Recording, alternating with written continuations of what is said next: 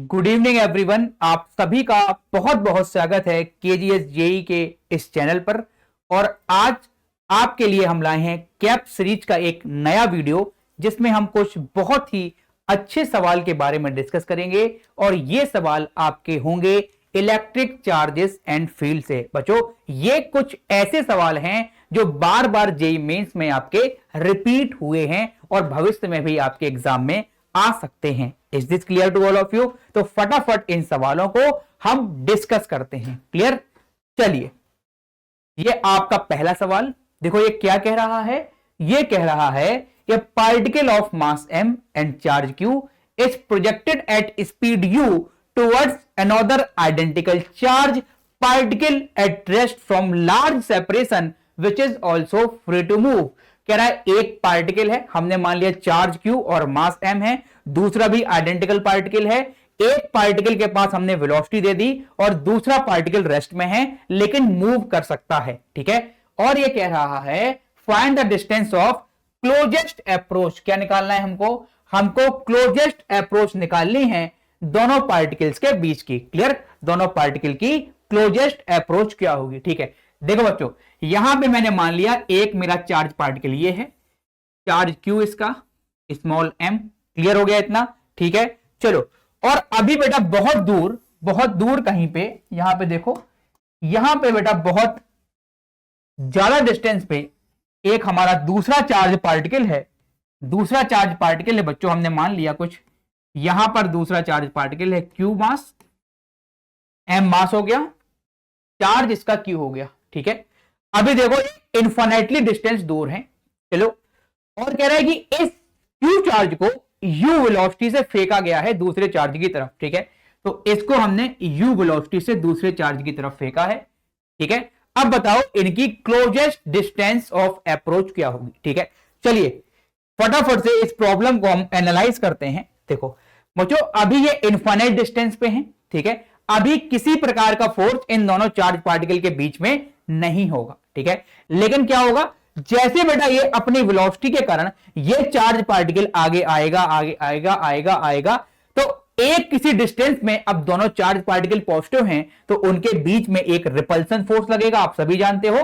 तो हमने मान लिया सर कि जब ये कहीं इस पोजीशन पे होगा तो सर ये चार्ज और इन चार्ज पे जब ये इलेक्ट्रिक फील्ड में आ जाएंगे, मान लो ये चार्ज जब इसकी इलेक्ट्रिक फील्ड में आ जाएगा, ठीक है, तो इनके बीच में फोर्स लगेंगे और सर वो फोर्स होगा रिपल्सन फोर्स, क्योंकि दोनों चार्ज का नेचर जो है सर वो सेम है। इसका मतलब सर यहां फोर्स लगेगा सर कुछ इस तरफ, इलेक्ट्रोस्टैटिक फोर्स होगा सर, और यहां पे सर इसकी कुछ वेलोसिटी होगी, और सर यहां भी फोर्स लगेगा, यहां पे सर कुछ फोर्स इस प्रकार से लगेगा और इसमें वेलोसिटी आ जाएगी राइटवर्ड। क्लियर? इन दोनों चार्ज पार्टिकल्स में फोर्स लगेगा। ठीक है, चलो अब देखो होगा क्या। अब देखो, अगर इस चार्ज पार्टिकल में फोर्स लगेगा तो धीरे धीरे धीरे धीरे वेलोसिटी इसकी इंक्रीज करेगी, है ना? तो हम बोल सकते हैं इसकी जो वेलोसिटी होगी बच्चों, धीरे धीरे इसकी इंक्रीज करेगी। क्लियर? और बच्चों यहां पे देखो, यहां पे फोर्स वेलोसिटी के अपोजिट है, तो यहां पे बच्चों क्या होगा, वेलोसिटी डिक्रीज करेगी। मतलब इसकी वेलोसिटी घटती जा रही है और इसकी वेलोसिटी बढ़ती जा रही है। तो देखो बच्चों, एक टाइम ऐसा टाइम आएगा जब दोनों की वेलोसिटी सेम हो जाएगी। तो हमने मान लिया बच्चों, ये हमारा चार्ज पार्टिकल यहां पहुंचा है। ठीक है, और दूसरा चार्ज पार्टिकल हमारा कुछ यहां पर है। इस टाइम पे हमने मान लिया कि इसकी वेलोसिटी भी v के बराबर है और इसकी वेलोसिटी भी v के बराबर है। एकदम क्लियर? अभी ये दोनों वेलोसिटी सेम है। ठीक है, अब क्या होगा, इसके जस्ट बाद क्या होगा बच्चों, ये तो बढ़ जाएगा और ये घट जाएगा, फिर डिस्टेंस बढ़ने लग जाएगी। क्लियर? इसका मतलब सर यही वो इंस्टेंट होगा जहां पर हमें मिनिमम डिस्टेंस मिलेगी या क्लोजेस्ट अप्रोच मिलेगी। तो बच्चों इसका कॉन्सेप्ट क्या हो गया इस सवाल का, सर एट मिनिमम सेपरेशन। अगर इस प्रकार के सवाल आपके पास आएंगे तो आप उन्हें कैसे डील करोगे? एट मिनिमम सेपरेशन क्या करोगे आप, sir velocity of both charge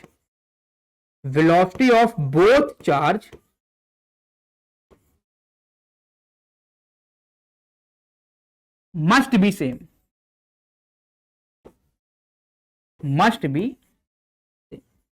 एक कॉन्सेप्ट बच्चों ये हो गया। और दूसरा कॉन्सेप्ट क्या है, आप बेटा इस सिस्टम को आप एनालाइज करो किसी भी टाइम पे अगर बेटा आप इस सिस्टम को एनालाइज करोगे तो देखो इस सिस्टम में हमारे दो पार्टिकल्स हैं, क्लियर, इस सिस्टम में हमारे दो पार्टिकल्स हैं। चलो इसको एनालाइज करते हैं, चलो इसको एनालाइज करते हैं, ठीक है। इस सिस्टम में हमारे दो पार्टिकल्स हैं, ठीक है। देखिए आप इनको, सर इन दो पार्टिकल्स में देखो इसमें फोर्स बेटा लग रहा है लेफ्ट में और इसमें जो फोर्स है बच्चों वो लग रहा है राइट में। Is that clear to all of you, ठीक है। तो बेटा किसी भी टाइम पे अगर आप देखोगे इस सिस्टम में लगने वाला नेट फोर्स हमारा जीरो है, क्योंकि ये वाला फोर्स और वो वाला फोर्स एक दूसरे के अपोजिट हैं और इनका मैग्नीट्यूड सेम होगा, तो नेट फोर्स जीरो हो जाएगा, क्लियर। अगर नेट फोर्स किसी सिस्टम में जीरो है, सर नेट फोर्स सिस्टम पर जीरो है, और बेटा कहीं पे अगर सिस्टम पे नेट फोर्स जीरो होता है तो हम जानते हैं सर उस सिस्टम का लीनियर मोमेंटम कंजर्व होता है, क्लियर। तो अगर सर नेट फोर्स जीरो है तो यहां हम लिखेंगे linear momentum conserve, linear momentum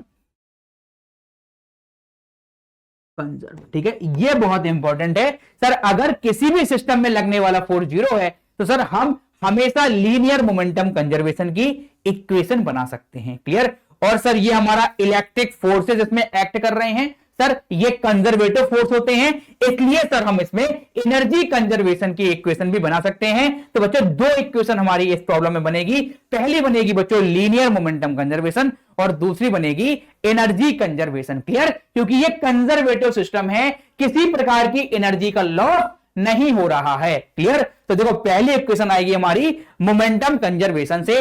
चलिए बच्चा इक्वेशन बनाते हैं। तो देखो इनिशियल मोमेंटम फाइनल मोमेंटम के बराबर करते हैं, ठीक है। चलिए आप यहां से करिए, जो इनिशियल मोमेंटम है, इनिशियल जो मोमेंटम है ये आप करिए फाइनल मोमेंटम के बराबर।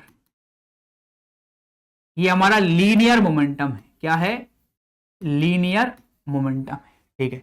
चलिए अब जो इनिशियल मोमेंटम है उसको लिख लेते हैं हम लोग। देखो अभी बेटा वो रेस्ट में है, t इक्वल टू जीरो, उसका मोमेंटम जीरो हो गया और ये हमारा इनिशियली u स्पीड से मूव कर रहा है, इसका मोमेंटम बेटा हो गया m इंटू यू। क्या हो गया, पहले पार्टिकल का मोमेंटम हमारा हो गया बेटा m इंटू यू और दूसरा पार्टिकल बच्चों रेस्ट में है, उसकी वेलोसिटी हो गई हमारी जीरो, ठीक है। अब फाइनल मोमेंटम देखते हैं, यहां पे बेटा इसकी स्पीड भी u है, इसकी स्पीड भी v है और इसकी स्पीड या इसकी वेलोसिटी भी v है और ये दोनों हमारे सेम डायरेक्शन में है, तो इसका मोमेंटम भी mv और दूसरे पार्टिकल का मोमेंटम भी mv।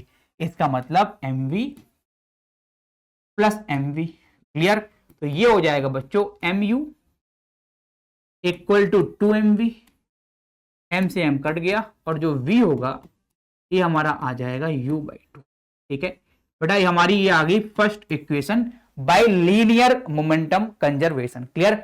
अब दूसरी इक्वेशन बनाते हैं बाय एनर्जी कंजर्वेशन, क्लियर। फटाफट बच्चों क्या लगाएंगे अब दूसरी इक्वेशन के लिए, सर दूसरी इक्वेशन के लिए हम लगाएंगे एनर्जी कंजर्वेशन, ठीक। क्या लगाएंगे सर, एनर्जी कंजर्वेशन, एनर्जी क्यों लगाएंगे एनर्जी कंजर्वेशन, एक बार और सुन लो बेटा। ये सिस्टम एक कंजर्वेटिव सिस्टम है क्योंकि यहां पर केवल इलेक्ट्रिकल फोर्सेज ही वर्क कर रहे हैं, तो ये हमारा कंजर्वेटिव सिस्टम बन गया। और जब भी कंजर्वेटिव सिस्टम होता है इसमें हम एनर्जी को कंजर्व कर सकते हैं, किसी प्रकार की एनर्जी लॉस नहीं होती है, ठीक है। तो इनिशियल एनर्जी को आप फाइनल एनर्जी के बराबर कर दोगे। सर इनिशियल एनर्जी जो होगी वो फाइनल एनर्जी के बराबर आ जाएगी। बच्चों इनिशियल एनर्जी कितनी होगी बेटा, इनिशियली ये इनफाइनाइट डिस्टेंस सेपरेट थे, इनिशियली बच्चों ये इनफाइनाइट डिस्टेंस पे थे, ये पार्टिकल और ये पार्टिकल इनफाइनाइट डिस्टेंस पे था, मतलब बेटा किसी प्रकार का कोई भी पोटेंशियल एनर्जी नहीं होगी। अगर दो चार्ज पार्टिकल इनफाइनाइट में है तो किसी प्रकार की पोटेंशियल एनर्जी नहीं होगी, क्लियर हो गया। तो पोटेंशियल एनर्जी हमारी जीरो है, इसका मतलब इनिशियली पोटेंशियल एनर्जी जीरो है, लेकिन इस चार्ज पार्टिकल के पास वेलोसिटी है, तो हम लिख सकते हैं भैया एक चार्ज पार्टिकल के पास वेलोसिटी है तो half mu square, potential energy बच्चों जीरो है, ठीक है। और फाइनली बेटा क्या है, दोनों चार्ज पार्टिकल के पास v वेलोसिटी है 1/2 mv स्क्वायर, 1/2 mv स्क्वायर। और बच्चों देखो यहां पे ये दोनों हमारे जो चार्ज पार्टिकल हैं एक दूसरे के इलेक्ट्रिक फील्ड में आ चुके हैं, यहां फोर्सेस लग रहे हैं, तो यहां पे इनके बीच में इंटरेक्शन पोटेंशियल एनर्जी होगी या पोटेंशियल एनर्जी होगी। वो पोटेंशियल एनर्जी भी हमको लिखना है। हम मान लेते हैं बच्चा इस कंडीशन में जो इनके बीच की डिस्टेंस है वो बेटा है आर मिनिमम। क्या है बच्चों? वो है आर मिनिमम। ठीक है, तो ये हो जाएगा बच्चों कितना, के Q1 Q2 by r minimum. ठीक है, चलिए आप वैल्यू रखिए आप। ये हो जाएगा बच्चों हाफ mu स्क्वायर, और ये हो जाएगा, देखो ये कितना हुआ, ये हो गया बेटा half mv square, half mv square तो mv स्क्वायर, और v आ गया हमारा u/2, तो ये हो जाएगा u/2 का square plus kq square by r minimum. ठीक है भाई, तो ये आ जाएगा बेटा half mu square minus mu square by 4 equal to kq square by r minimum. तो यहां से क्या आ गया, mu square by 2 common, 1 minus 1/2 यहां पे आ गया 1/2, और ये आ जाएगा kq square by r minimum. तो यहां से देखो क्या आ गया, यहां से देखो आर मिनिमम क्या हो गया हमारे पास, क्या हो गया, आर मिनिमम हमारे पास देखो ये आ गया, और यहां पे क्या हो गया 4kq स्क्वायर अपॉन, वो यहां चला गया kq square by mu square, mu square, ये बेटा हमारा आ गया आर मिनिमम। क्लियर? और ये बच्चों हो जाएगा हमारा। ठीक है, अब कुछ बच्चे कहेंगे सर k क्या होता है, तो देखो k की आप सारे लोग बेटा k की वैल्यू जानते हो, k क्या होता है, तो k की आप बेटा वैल्यू जानते हो। k की जो वैल्यू होती है वो होती है 1/4 पाई एप्सिलॉन नॉट। क्लियर?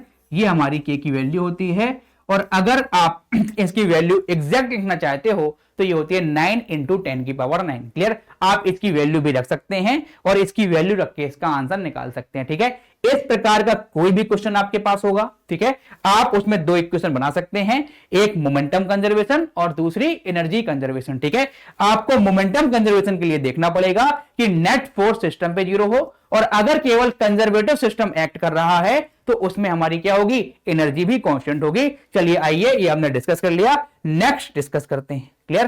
तो एक सवाल हमने कर लिया, अब सेकंड सवाल देखिए, यह भी बहुत अच्छा सवाल है और जेईई मेंस में अक्सर रिपीट होते हैं ऐसे कॉन्सेप्ट। चलिए क्या कह रहा है, कह रहा है 2 isolated metal spheres of radius r and 2r। ठीक है, दो हमारे पास मेटल स्फीयर हैं r और 2r। ठीक है, ये हो गया r और ये हो गया बच्चों 2r। क्लियर? दो मेटल स्फीयर हो गए, इसकी रेडियस हो गई बच्चों r और इसकी रेडियस हमारी हो गई 2r। ठीक है भाई, ओके। चलो अब कह रहा है charge such that they have equal charge densities sigma coulomb per metre square. इनको इस प्रकार चार्ज किया गया कि इसकी चार्ज डेंसिटी भी सिग्मा हो गई और इसकी चार्ज डेंसिटी भी सिग्मा होगी। क्लियर? हम बेटा मान सकते हैं कि इसमें हमने चार्ज जो दिया है वो Q1 दिया है। ठीक है, हमने कुछ चार्ज Q1 दिया होगा, और बच्चों इसमें जो हमने चार्ज दिया होगा वो Q2 दिया होगा। हम मान सकते हैं, कोई दिक्कत वाली बात नहीं है। इसमें चार्ज हमने Q1 दिया होगा। अगर चार्ज को लिखना चाहें तो आप कहोगे sir density into area, sphere है इसका एरिया 4 पाई आर स्क्वायर होगा। ऐसे ही Q2 को लिख सकते हैं सिग्मा, और ये हो जाएगा 4 पाई, और R मतलब ये हो जाएगा यहां 2R का स्क्वायर। ठीक है, तो Q2 क्या हो गया सर, ये 4 और 4, तो ये हो जाएगा 16 pi are square, 4R square हो जाएगा ये, तो 4 into 4 16 pi are square into sigma. Clear? ये हमारा Q2 आ गया। चलिए अब कह रहे हैं spheres are located far away from each other. बेटा हर वर्ड की अपनी अलग मीनिंग होती है। देखो क्या लिखा हुआ है, कह रहा है located far away from each other. क्या मतलब हुआ बेटा, यहां पे फॉर बोलने का भी मतलब हुआ, फॉर मतलब है दोनों स्फीयर को हमने बहुत दूर रख दिया, मतलब बहुत दूर हमने दोनों स्फीयर को रख दिया, मतलब इतने दूर रख दिया कि इसकी और इसकी जो पोटेंशियल एनर्जी है वो 0 के बराबर है। अभी किसी प्रकार का कोई इंटरेक्शन ना इस स्फीयर का इस स्फीयर से किसी प्रकार का कोई इंटरेक्शन नहीं है, तो पोटेंशियल एनर्जी का टर्म हम 0 के बराबर रखेंगे क्योंकि एक दूसरे से चार्जेस हमारे बहुत दूर हैं। क्लियर हो गया एकदम? चलिए अब क्या कह रहा है, if the two spheres are connected by a wire then find the charge density on bigger sphere. Clear? तो कह रहा जैसे ही अब हम क्या करेंगे, दोनों स्पीयर को कनेक्ट कर देंगे तो बड़े वाले स्पीयर में चार्ज डेंसिटी कितनी होगी। चलिए करते हैं यहां पे, देखो क्या कह रहा है, ये कह रहा है अब आप सिंपल क्या करो बेटा, इस वायर को इन दोनों स्पीयर से कनेक्ट कर दो। क्लियर, जैसे बच्चों हमने इसको कनेक्ट कर दिया, क्लियर हो गया, तो जैसे हम इसमें कनेक्ट कर देंगे तो क्या होगा, कह रहा फाइनल चार्ज डेंसिटी कितनी होगी बड़े वाले स्फीयर में। अब आप देखिए, सबसे पहले आप ये देखिए बेटा, यहां पे चार्ज हमारा है सिग्मा इंटू 4πr²। क्लियर, चलो इसका पहले पोटेंशियल निकालते हैं कि इसका पोटेंशियल कितना है। ठीक है, एक एक चीज आपको करके बताते हैं। पोटेंशियल अभी क्या होगा इसका, आप कहोगे सर के, और ये क्यू कितना है, सिग्मा 4πr²। ठीक है, तो ये क्या होता है, के क्यू बाई आर, इसका जो पोटेंशियल होगा क्या होता है, के क्यू बाई आर, के की वैल्यू 1/4πε0। ठीक है, ये हो गया के क्यू बाई आर।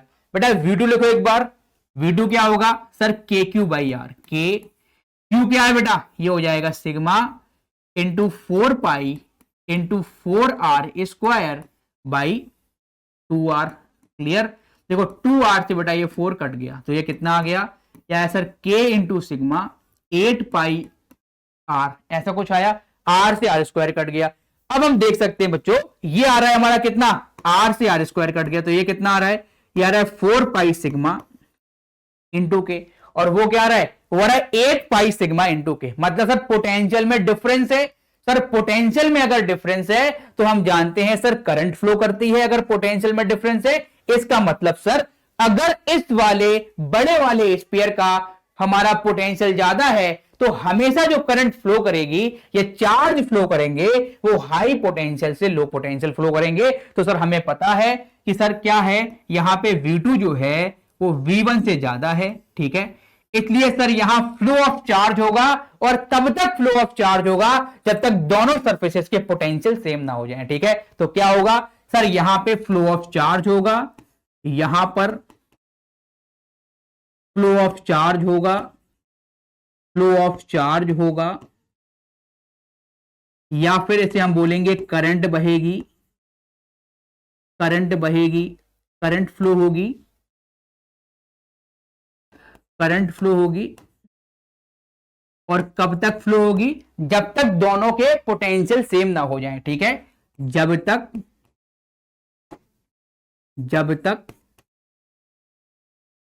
दोनों स्पीयर के पोटेंशियल ना सेम हो जाएं। ये कॉन्सेप्ट है यहां पे, पोटेंशियल सेम ना हो जाए।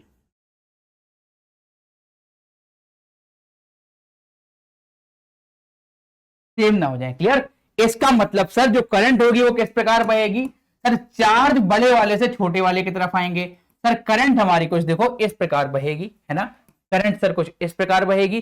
चार्ज बड़े वाले से छोटे वाले के बीच में आ रहा है, मतलब सर छोटे वाले में चार्ज बढ़ेगा और बड़े वाले में चार्ज क्या होगा, सर बड़े वाले में चार्ज कम होगा। क्लियर। और सर यहां पे वायर में करंट वगैरह बहेगी, जिससे कुछ हीट लॉस वगैरह जैसी चीजें हमें देखने को मिलेंगी। क्लियर। चलिए अब बेटा हम मानते हैं कि जब पोटेंशियल बराबर हो जाएंगे तो करंट बहनी हमारी बंद हो जाएगी। क्लियर हो गया एकदम। चलिए अब देखिए, आपने देख लिया सर ये छोटा वाला स्फीयर और ये बड़ा वाला स्फीयर। ठीक है, अब बेटा ये दोनों स्फीयर हमारे हैं कनेक्टेड। ठीक है, अब बेटा करंट फ्लो होनी बंद कब हो गई, I = 0 कब हो गया, जब सर इसका पोटेंशियल भी हमारा V हो गया और इसका पोटेंशियल भी हमारा V हो गया। और हमने मान लिया सर अब इनका पोटेंशियल V हो चुका है, चार्ज फ्लो वगैरह हो चुके हैं, अब इक्विलिब्रियम आ चुका है। हम मान लें सर इसके पास इस कंडीशन में जो चार्ज है वो Q2 है, यहां पे कुछ चार्ज जो बचा हुआ है ये Q2 चार्ज है, ये तो हम मान सकते हैं। ठीक है, और इस स्फीयर पे हम मान सकते हैं चार्ज जो है सर ये सर हमारा Q1 चार्ज है। ठीक है, अब देखो इनिशियली चार्ज हमारे पास कैपिटल Q1 और कैपिटल Q2 थे। बच्चों हम ये चीज जानते हैं कि चार्ज हमेशा कंजर्व होता है, चार्ज को ना हम नष्ट कर सकते हैं ना हम क्रिएट कर सकते हैं, बस एक जगह से दूसरी जगह हम फ्लो कर सकते हैं। तो बेटा यहां पहली इक्वेशन तो बन जाएगी चार्ज कंजर्वेशन की। ठीक है, तो पहली इक्वेशन बच्चों हम बनाएंगे बाय चार्ज कंजर्वेशन। हम क्या लिखेंगे, sir by conservation of charge या फिर charge conservation, by charge conservation हम लिख सकते हैं सर कि सर जो चार्जेस इनिशियल हैं वो फाइनल चार्जेस के बराबर होंगे। इसका मतलब सर इनिशियल चार्जेस है Q1 प्लस Q2, सर जो फाइनल चार्ज है वो है स्मॉल Q1 और स्मॉल Q2। क्लियर हो गया एकदम, ठीक है सर। अभी इसकी चार्ज डेंसिटी क्या मान लें बेटा, इसकी चार्ज डेंसिटी आप सिग्मा 1 मान लो, क्लियर, और इसकी जो चार्ज डेंसिटी है उसको आप सिग्मा 2 मान लो, क्लियर। अभी इसकी चार्ज डेंसिटी को डिफरेंट हो गई होगी तो सिग्मा 1 और सिग्मा 2 मान लेते हैं, क्लियर। चलिए अब इसकी वैल्यू रखिए, इसकी Q1 की वैल्यू कितनी है, sigma into 4 pi are square, तो यहां पे आप रखोगे sigma into 4 pi are square plus sir Q2 कितना है sir, sigma into 16 pi are square, sigma into 16 pi are square, clear.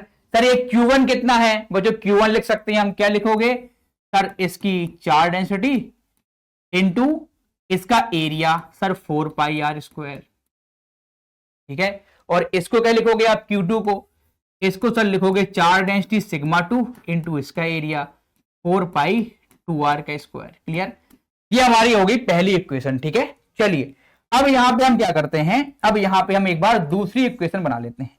अब दूसरी इक्वेशन क्या है बेटा, दूसरी इक्वेशन बच्चों है पोटेंशियल दोनों स्फीयर के सेम है एट इक्विलिब्रियम, जब चार्ज फ्लो होना बंद हो चुका है, ठीक है।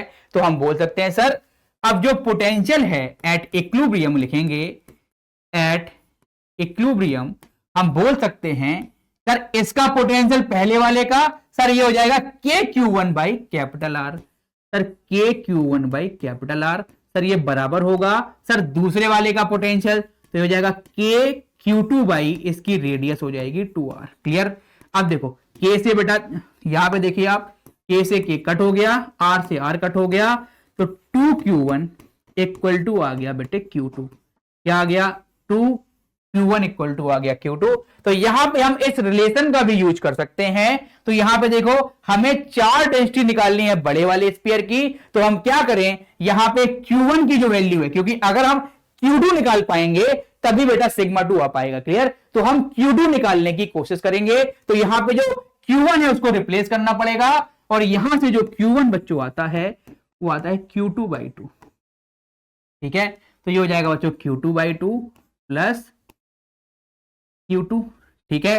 तो ये क्या होगा बेटा 16 पाई आर स्क्वायर और 4 ये हो जाएगा 20 पाई आर स्क्वायर इंटू सिग्मा, और ये क्या होगा Q2 प्लस 2Q2 मतलब 3Q2 बाई 2, ठीक है। तो ये क्या आ जाएगा 40 pi are square sigma by 3 equal to Q2, clear. ये बेटा हमारा चार्ज आ गया बड़े वाला स्फीयर का, ठीक है। अब बेटा चार्ज आ गया तो उसकी चार्ज डेंसिटी सिग्मा 2 है और वो है एरिया 4 पाई 2r के स्क्वायर, तो वो लिख देते हैं। इसका मतलब sir 40 pi are square by 3 into sigma, sir ये हो जाएगा sigma 2 4 pi are square, sir ये आ जाएगा 4 पाई 2r का होल स्क्वायर आ जाएगा 4r स्क्वायर, ठीक है। अब जो देखो यहाँ पे देखो 4 पाई, देखो पाई से तो पाई कट हो गया, 4 से बेटा 40 कट हो गया, तो ये आ जाएगा 10, ठीक है।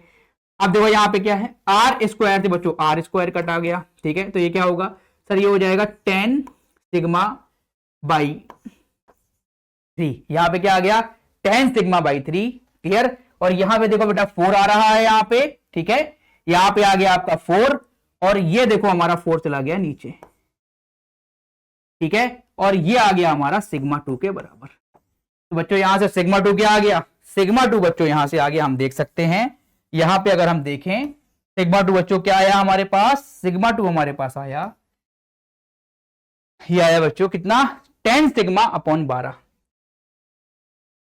10 सिग्मा बाई 12, और इसको कट कर दो 2 से तो ये हो जाएगा 5, ये हो जाएगा 6, तो ये हो जाएगा 5 सिग्मा बाई 6, ठीक है। तो ये सिग्मा 2 जो आएगा वो आ जाएगा हमारा 5 सिग्मा बाई 6, क्लियर। तो बेटा जो चार्ज डेंसिटी आएगी हमारे बड़े वाले स्फीयर पे ये हमारी आ जाएगी 5 सिग्मा बाई 6, क्लियर। ऐसे बच्चों हम छोटे वाले स्फीयर पे भी चार्ज डेंसिटी निकाल सकते हैं, वो कैसे निकालेंगे, यहां पर आप Q2 की वैल्यू पुट कर दो 2Q1, तो यहां पहले Q1 निकालोगे और Q1 को आप पुट करोगे सिग्मा इंटू 4 पाई आर का स्क्वायर, तो वहां से आपका सिग्मा 1 भी निकल जाएगा, कोई दिक्कत वाली बात नहीं है। ठीक है, तो अगर इस प्रकार के सवाल आपके सामने हो, इस प्रकार के सवाल में सबसे पहली इक्वेशन जो बनाते हैं हम वो चार्ज कंजर्वेशन की बनाते हैं, और दूसरी इक्वेशन जो बनाते हैं वो पोटेंशियल सेम करते हैं। तो यहां लिखेंगे बेटा पहली इक्वेशन बनाएंगे चार्ज कंजर्वेशन की, इस प्रकार का कोई सवाल आएगा तो चार्ज कंजर्वेशन की, और दूसरी बच्चों जो इक्वेशन बनाएंगे वो पोटेंशियल सेम करेंगे। ठीक है, पोटेंशियल सेम करेंगे। क्लियर, ये बेटा आपके हो गए कॉन्सेप्ट। इन दो कॉन्सेप्ट को यूज करके आप इन सवालों को कर सकते हो। बार बार बेटा रिपीट होता है सवाल, आगे भी हो सकता है, इस चीज को याद रखेंगे। ठीक है, चलिए आगे करते हैं। नेक्स्ट क्वेश्चन बढ़िया सवाल है, एक बार ध्यान से पढ़ेंगे पहले इसको। कह रहा है कि simple pendulum is suspended in a region where a uniform electric field E exist in vertically downward direction. ठीक है, बेटा कह रहा है कि अगर हमारे पास एक सिंपल पेंडुलम है, इस प्रकार से बच्चों अगर हमारे पास एक सिंपल पेंडुलम है, ठीक है, ये इसका सिंपल पेंडुलम है। ठीक, कह रहा है कि इलेक्ट्रिक फील्ड जो है वो वर्टिकली डाउनवर्ड है। क्या है, वो वर्टिकली डाउनवर्ड डायरेक्शन में है। इलेक्ट्रिक फील्ड जो है वो वर्टिकली डाउनवर्ड है। क्लियर हो गया। और कह रहा है Bob is given A charge Q, इसका चार्ज जो है वो इसका क्यू है। ठीक है, कह रहा what minimum speed the Bob is projected in horizontal direction so that it starts completing vertical circle.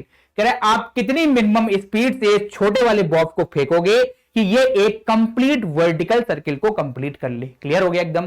देखो बेटा इसका पहले हम कॉन्सेप्ट समझ लेते हैं, ठीक है, फिर इसको हम लोग आगे बढ़ेंगे। देखो हम एक चीज जानते हैं बच्चों, अगर हमने एक स्ट्रिंग से हमने क्या पढ़ा हुआ है, अगर एक स्ट्रिंग से मास m का हमने बॉब यहां पे लटका दिया है, तो इसको वर्टिकल सर्किल कंप्लीट करने के लिए जो हम मिनिमम वेलोसिटी देते हैं, जो मिनिमम वेलोसिटी हम देते हैं, ये देते हैं बेटा √5gl। क्या देते हैं, √5gl। और देखो इस स्पीड से ये क्या कर लेता है, ये अपने एक वर्टिकल सर्किल को कंप्लीट कर लेता है। उसके लिए जो हम स्पीड देते हैं वो देते हैं √5gl। ठीक है, लेकिन देखो बेटा यहां पे प्रॉब्लम डिफरेंट है, लेकिन इस प्रॉब्लम को हम चेंज वैसे ही करेंगे। कैसे सर, यहां पे कितने फोर्सेस लगेंगे, देखो बेटा, तो यहां बेटा अगर इसका मास m है तो बेटा देखो यहां पे इसका जो ग्रेविटेशनल फोर्स है वो mg लगेगा। ठीक है, इलेक्ट्रिक फील्ड डाउनवर्ड है तो देखो यहां पे चार्ज हमारा q है, तो यहां पे एक इलेक्ट्रोस्टैटिक फोर्स q ही लगेगा।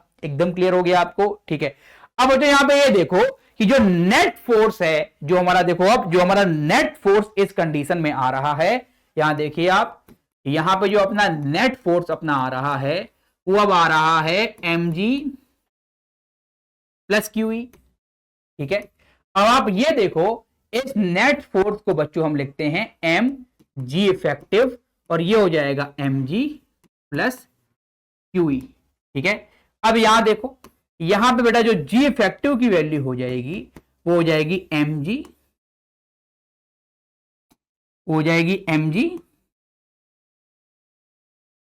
Plus QE by m। ठीक है, और बेटा यहां से जो g इफेक्टिव आएगा वो आ जाएगा g plus QE by m। देखो ये कॉन्सेप्ट समझो आप बेटा।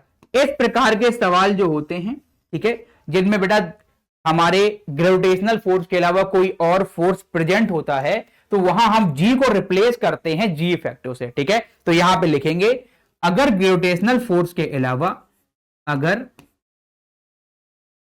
ग्रेविटेशनल फोर्स लिख दो या फिर आप वेट लिख दो। ठीक है, ग्रेविटेशनल फोर्स वेट एक ही चीज है। ठीक है, ग्रेविटेशनल फोर्स ये हमारा mg है, के अलावा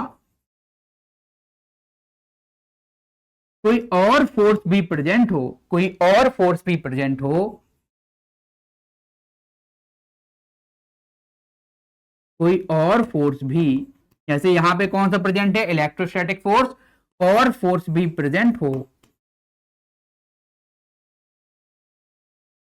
तो G को हम रिप्लेस करते हैं G इफेक्टिव से। ठीक है, तो G को रिप्लेस करेंगे तो G को जी इफेक्टिव से रिप्लेस करेंगे, ठीक है। जी को हम जी इफेक्टिव से रिप्लेस करते हैं, रिप्लेस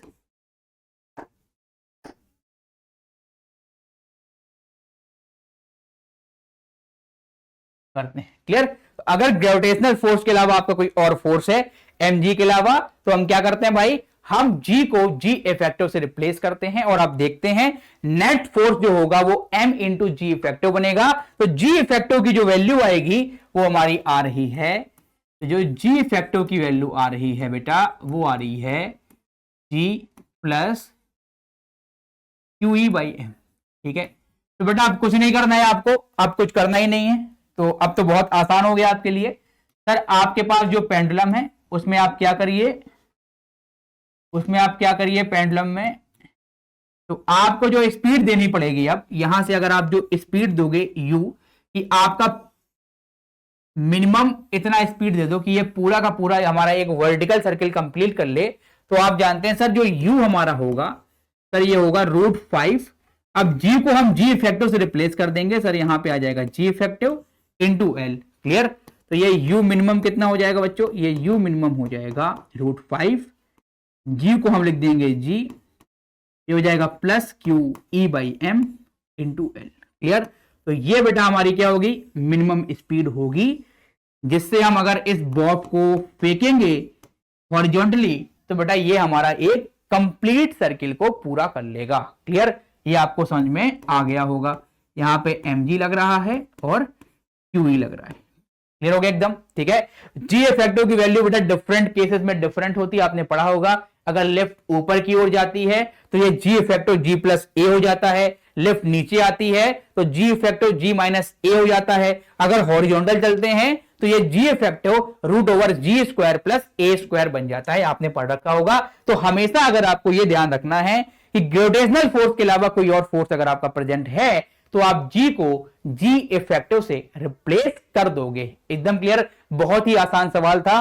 अब आते हैं अपने नेक्स्ट क्वेश्चन पे, ठीक है। बहुत ही शानदार क्वेश्चन और आज की क्लास का सबसे बेहतरीन क्वेश्चन। क्या कह रहा है sir, in a region of space of ball of radius r placed at origin which is non uniformly charged at volume charge density given rho equal to cr cube, clear. कह रहा एक हमारे पास ball है और उसको हमने non uniformly charge किया है और नॉन यूनिफॉर्मली चार्ज डिस्ट्रीब्यूशन जो है उसका rho equal to cr cube है, ठीक है। कह रहा c हमारे पास एक पॉजिटिव कांस्टेंट है, r डिस्टेंस है हमारे सेंटर से, इलेक्ट्रिक पोटेंशियल निकालना है आपको इनसाइड में at distance r from the centre, ठीक है। देखो क्या कह रहा है, ये कह रहा है बहुत सिंपल सवाल है, ये कह रहा है हमारे पास ये स्फीयर है, ठीक है, और इसको हमने नॉन यूनिफॉर्मली चार्ज करा है, क्या करा है, नॉन यूनिफॉर्मली चार्ज किया है इसको हमने, ठीक है।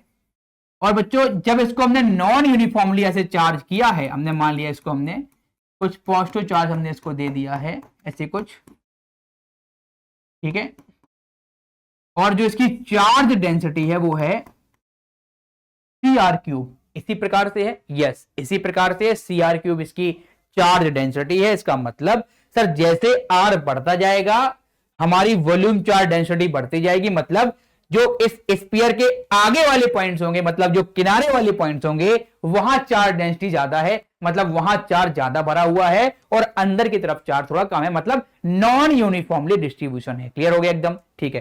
कह रहा है आर डिस्टेंस पे निकालो आप पोटेंशियल, निकालिए इलेक्ट्रिक पोटेंशियल, ठीक है। आर डिस्टेंस पे हमें निकालना है पोटेंशियल इस पी पॉइंट पे। और देखो पहले मैं इसको आपको एनालाइज करना सिखाऊंगा, फिर पोटेंशियल निकालना बहुत आसान है, ठीक है। चलिए इसको हम एनालाइज करते हैं, ठीक है। अगर बेटा आप ये देखो कि ये हमारा सॉलिड स्फीयर है, सॉलिड स्फीयर किस चीज से मिलकर बना होता है सर, ये होलो स्फीयर से मिलकर बना होता है, तो यहां पे यही कॉन्सेप्ट लगेगा बच्चों। जो हमारा सॉलिड स्फीयर है उसको हम मान सकते हैं कि ये बहुत सारे होलो स्फीयर से मिलकर बना होगा, ठीक है। ये क्या होगा सर, ये बहुत से होलो स्फीयर्स का कॉम्बिनेशन होगा, ठीक है, बहुत से होलो स्फीयर का कॉम्बिनेशन होगा, होलो स्फीयर का कॉम्बिनेशन होगा, ठीक है, ठीक है। हम पतले पतले होलो स्फीयर्स मानेंगे, मतलब अगर मैं x पे एक dx थिकनेस का स्फीयर मानता हूं और उस x की लिमिट लगाऊंगा तो पूरा का पूरा स्फीयर मेरा कवर हो जाएगा। देखो बेटा कैसे, मैंने सर क्या किया, मैंने यहां पे सर किया कि x पे क्या किया, मैंने एक dx थिकनेस का एक स्फीयर मान लिया, इस प्रकार से कुछ स्फीयर मान लिया। क्लियर, ये हमारा हो गया होलो स्फीयर। अब बेटा अगर मैं इस होलो स्फीयर के कारण पोटेंशियल निकालूं पी पॉइंट पे और इसको इंटीग्रेट कर दूं तो मेरे पूरे स्फीयर का पोटेंशियल आ जाएगा। हां सर बिल्कुल आ जाएगा। कैसे आएगा बच्चों, हम यही तो करते हैं कि हमारे पास अगर ये कंटिन्यूअस चार्ज होता है तो हम एक एलिमेंटल पार्ट मानते हैं, ये होलो स्फीयर हमारा एलिमेंटल पार्ट है और एलिमेंटल पार्ट का पोटेंशियल लिखते हैं। तो बच्चों क्या होता है, फिर इंटीग्रेट करने पे पूरे पार्ट का पोटेंशियल आ जाता है। ठीक है, लेकिन बच्चों फंडामेंटली यहां पर एक दिक्कत है, वो दिक्कत अभी आपको समझ में आ जाएगी। बच्चों जैसे मैं इस वाले स्फीयर के कारण बच्चे पी पॉइंट पे पोटेंशियल लिखता हूं तो देखो अगर हम यहां से इंटीग्रेट करेंगे 0 से लेके r तक, यहां ध्यान से समझिएगा बेटा, बहुत इंपॉर्टेंट कॉन्सेप्ट है बेटा। अगर मैं इसको 0 से r तक इंटीग्रेट करूंगा, ठीक है, तो देखो 0 से लेके r तक सारे पॉइंट जो होंगे, सारे पॉइंट देखो जो हम बनाएंगे यहां पे, क्या ये वाला स्फीयर बनाओ, ये वाला स्फीयर बनाओ, उन सारे पॉइंट जो सारे हमारे पॉइंट होंगे, ये पॉइंट उनके बाहर है। ये पॉइंट क्या है, इन सारे स्फीयर के बाहर है और लास्ट वाले स्फीयर के सरफेस पे होगा। इसका मतलब सर जो हम इंटीग्रेट करेंगे 0 to r, इसके कारण अगर हमें पी पॉइंट का पोटेंशियल लिखना है तो सर हमें वो पोटेंशियल लिखना पड़ेगा कि जो किसी बाहर के पॉइंट पे पोटेंशियल होता है due to an hollow sphere. Clear हो गया एकदम, ठीक है सर। जैसे ही आप स्फीयर पी के बाहर ले लोगे, देखो कुछ इस प्रकार से, मेरा ध्यान से समझना एकदम, बहुत बढ़िया कॉन्सेप्ट है। देखो अगर बेटा हम क्या करेंगे, ये हमारे पास एक होलो स्फीयर है, ठीक है, और बच्चों यहां देखो ये हमारे पास मान लो पॉइंट पी है। अगर मैं एक पतला स्फीयर बच्चों ये बनाता हूं, ठीक है, अगर मैं पतला स्फीयर ये बनाता हूं और इसमें डीक्यू चार्ज मानता हूं, ठीक है, तो अब बेटा जो यहां आर डिस्टेंस से, यहां देखो ये स्मॉल आर है, तो देखो आर से लेके जो कैपिटल आर तक हम जो इंटीग्रेट करेंगे वो सारे स्फीयर के कारण ये पॉइंट अंदर होगा, उन सारे स्फीयर के कारण ये पॉइंट अंदर होगा। मतलब 0 to r वाले सारे स्फीयर के कारण,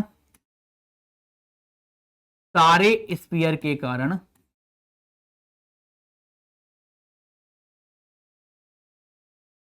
0 to r, यहां पर रेडियस वाले कर लो, है ना, बहुत बढ़िया रहेगा। यहां पे कर लो 0 to r रेडियस वाले, 0 to r रेडियस वाले, 0 to r, 0 to r radius वाले, 0 to r रेडियस वाले सारे स्फीयर के कारण पॉइंट जो P है, पॉइंट P जो है, थोड़ा और अच्छा करते हैं यार इसको, ठीक है, रेडियस, रेडियस वाले सारे जो हमारे स्फीयर्स के कारण पॉइंट जो P है वो आउटर पॉइंट होगा, वो आउटर पॉइंट होगा, एकदम क्लियर, ठीक है। और जो हमारे स्फीयर्स हैं ये हमारे हॉलो स्फीयर्स हैं, क्लियर। और बच्चों क्या होगा यहां से, और दूसरी चीज हमने देखी R2 कैपिटल R रेडियस वाले स्फीयर के कारण, रेडियस वाले स्फीयर के कारण, स्फीयर के कारण ये पॉइंट इंटरनल पॉइंट होगा, इंटरनल पॉइंट, ठीक है। बस हो गया आपका सवाल, बस यही आपको एनालाइज करना था, ठीक है। चलो बेटा हम DQ लिखते हैं, ठीक है। तो बेटा DQ लिखना तो बड़ा आसान है। क्या होता है बेटा DQ, बेटा DQ हमारा होता है sir sigma into DV। Clear हो गया एकदम, ये हमने बना दिया आपके लिए एक स्फीयर, ठीक है, ये हमारा हो गया स्फीयर और ये हमारा पॉइंट बच्चों है R, हमें यहां पे निकालना है, ठीक है। तो पहले बेटा हमने क्या किया, पहले हमने क्या किया, हमने यहां पे x पे क्या लिया, एक x पे हमने क्या मान लिया, एक dx थिकनेस का स्फीयर मान लिया, इसका हमने dq चार्ज लिखा, ठीक है। इस पे जो चार्ज हमारे पास है वो dq चार्ज है, ठीक है, यहां पे dq चार्ज भरा हुआ है, ठीक। चलिए ये dq क्या होगा सर, सर सिग्मा क्या है c इंटू आर क्यूब। लेकिन बच्चों हमने यहां पे डिस्टेंस x मानी है, हमारा डिस्टेंस के साथ चार्ज डेंसिटी वेरी कर रही है, तो इसको लिखेंगे c इंटू एक्स क्यूब, ठीक है। और डीवी क्या हो गया, एक हॉलो स्फीयर का वॉल्यूम क्या हो गया डीवी, आप कहोगे सर एरिया, एरिया क्या होगा 4 पाई एक्स स्क्वायर और थिकनेस बेटा इसकी है dx। क्लियर, तो इसका हमने वॉल्यूम लिख लिया। अब बताओ बेटा v1 कितना होगा, ठीक है। जो टोटल पोटेंशियल हमारा यहां पे अगर लिखना है r पॉइंट पे, सर इसको अपन लिखेंगे v1 plus v2, v1 plus v2। v1 क्या होगा सर, ये 0 टू r के लिए होगा, जिसके लिए पॉइंट आउटर पॉइंट है। सर ये R2 कैपिटल R के लिए होगा, जिसके लिए पॉइंट इंटरनल पॉइंट है। इनके लिए पॉइंट P क्या है, इनके लिए पॉइंट P क्या है, आउटर पॉइंट है, ठीक है बेटा। एक एक चीज क्लियर कर लो आप लोग, ये आउटर पॉइंट है, ठीक है। और इनके लिए पॉइंट P क्या है, और इनके लिए पॉइंट P क्या है, इनके लिए बच्चों जो पॉइंट P है वो हमारा इनर पॉइंट है, वो हमारा क्या है बच्चों, वो हमारा इनर पॉइंट है। क्लियर एकदम, चलो ठीक, चलिए करते हैं इंटीग्रेट आपके साथ। चलिए क्या करना है हमको, v1 क्या होता है सर kq बाई r, तो ये हो जाएगा सर dq, ठीक है। अब देखो बेटा ये पॉइंट बाहर वाला पॉइंट है, और हॉलो स्फीयर के बाहर पोटेंशियल क्या होता है kq बाई स्मॉल r, और स्मॉल r डिस्टेंस होती है सेंटर से लेके उस वाले पॉइंट की। तो सेंटर से लेके उस वाले पॉइंट की डिस्टेंस क्या है सर, स्मॉल r डिस्टेंस है, ठीक है। और इसको बच्चों कर देंगे इंटीग्रेट, तो क्या हो जाएगा सर v1 हो जाएगा कि dq कितना है सर, r भी कांस्टेंट है, r को बाहर निकाल लो। सर ये क्या होगा cx cube into 4 pi X square dx। Clear, तो ये v1 क्या होगा सर, ये होगा k बाई r, बेटा c हमारा कांस्टेंट है बाहर आ गया, 4 पाई कांस्टेंट है बाहर आ गया, ये एक्स क्यूब और एक्स स्क्वायर हो गया एक्स की पावर 5 dx। एकदम क्लियर हो गया क्या, 4 पाई सी बाहर आ गया, x cube into x square x power 5 dx हो गया, तो ये हो जाएगा एक्स की पावर 6, ठीक है। तो ये हो जाएगा k into c by r, और ये हो जाएगा 4 पाई सी, ये हो जाएगा एक्स क्यूब बाई 6, और इसको इंटीग्रेट करना है 0 टू स्मॉल r। क्लियर, तो ये v1 कितना आ गया बच्चों, v1 कितना आ गया थोड़ा बताना, क्या आ गया v1 सर, v1 आ गया सर k बाई r, पहले k की लिखो value 1 by 4 pi epsilon not, ठीक है। ये हो गया 4 पाई सी स्क्वायर हो गया, ठीक है। यहां पे 4 पाई सी है, यहां पे देखो c बाहर आया था, तो यहां पे 4 पाई सी है, 2 बार c लिख दिया, ठीक है। इसको एक बार हटाओ, 4 पाई ये हो गया, तो ये हो जाएगा 4 पाई सी, 4 पाई सी हो गया यहां से, है ना। और ये नीचे हो गया r, और ये आ गया r क्यूब बाई 6, और ये हो जाएगा -0, लोअर लिमिट लगा दो, अपर लिमिट, तो हो जाएगा r क्यूब बाई 6, और फिर हो जाएगा -0 लिमिट लगाने के बाद, ठीक है। तो ये v1 क्या होगा, v1 हमारे पास होगा, देखो बेटा 4 पाई से 4 पाई हट गया, और ये हो जाएगा c, और यहां पे होगा r की पावर 5, तो ये हो जाएगा c r की पावर 5। क्लियर, और ये हो जाएगा 6 एप्सिलॉन नॉट। बच्चों ये आ गया हमारा v1, ये हमारा आ गया v1। अब निकालते हैं बच्चों v2 को, अब निकालते हैं हम v2 को। तो v2 क्या होगा सर, अब v2 आपको निकालना है, v2 आपको निकालना है, तो क्या करना पड़ेगा सर, कुछ नहीं करना है। अब देखो सर यहां पे क्या करेंगे, यहां पे सर हमारा ये पॉइंट हमारा p है, ये हमारा पॉइंट p है।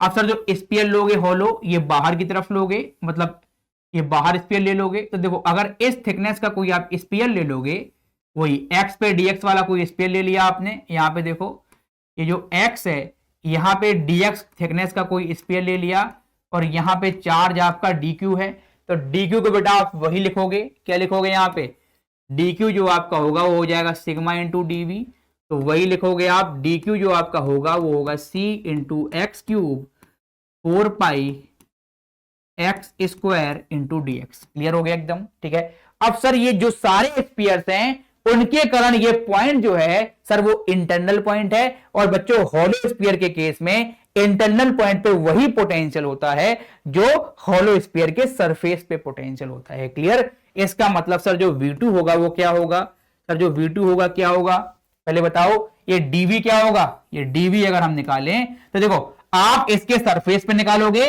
वही इसके अंदर वाले पॉइंट पे होगा। क्लियर, अभी ये चीज हम लिख देंगे, तो ये क्या होगा, ये हो जाएगा k dq, और सरफेस पे पोटेंशियल क्या होगा, ये देखो ये डिस्टेंस क्या है, ये डिस्टेंस हमारी x है। क्लियर, देखो ये हॉलो स्फीयर के अंदर का पोटेंशियल कि अंदर, बेटा हर कॉन्सेप्ट आपका रिवाइज हो जाएगा कि अंदर पॉइंट का पोटेंशियल, अंदर पॉइंट का पोटेंशियल सरफेस वाले पोटेंशियल के बराबर होता है, सरफेस के पोटेंशियल के बराबर होता है, सरफेस के पोटेंशियल के इक्वल होता है, सरफेस के पोटेंशियल के इक्वल होता है। क्लियर, ये हमने लिख दिया आपको नोट। ठीक है, तो क्या होगा हमारा यहां पे के डी क्यू बाई एक्स। देखो अब देखो x वेरी कर रहा है, अब x को हम बाहर नहीं निकाल सकते, तो v2 कितना हो गया सर, इंटीग्रेशन के होता है सर 1/4 एप्सिलॉन नॉट। ठीक है, डी क्यू सर कितना है C X cube 4 pi X square D X. Clear, और सर नीचे आ जाएगा x। ठीक है, 4 पाई से देखो 4 पाई कट गया। ठीक है, तो ये v2 क्या आ गया सर, ये आ गया c। ठीक है, 4 पाई कट गया तो ये आ जाएगा c बाई एप्सिलॉन नॉट। और देखो यहां पे है x cube into x square, x की पावर 5, लेकिन यहां पे हो जाएगा एक्स की पावर 4 dx। ठीक है भाई, तो ये v2 क्या हो गया sir, c upon epsilon not sir x की पावर 4 dx मतलब एक्स की पावर 5/5। और लिमिट क्या लगाओगे बच्चों, ये लिमिट जो लगेगी वो स्मॉल r से, क्योंकि देखो ये डिस्टेंस हमारी कितनी है, ये डिस्टेंस हमारी r है और हमें जो स्पीयर्स मानने हैं केवल इस थिकनेस पे मानने, तो r से लेके जो इसकी रेडियस है कैपिटल R वहां तक लिमिट लगानी पड़ेगी। क्लियर हो गया, तो यहां स्मॉल r से लिमिट लगाओगे कैपिटल R तक, तो ये क्या आएगा c/5 एप्सिलॉन नॉट। पहले लिखोगे आप अपर लिमिट r की पावर 5 माइनस स्मॉल r की पावर 5।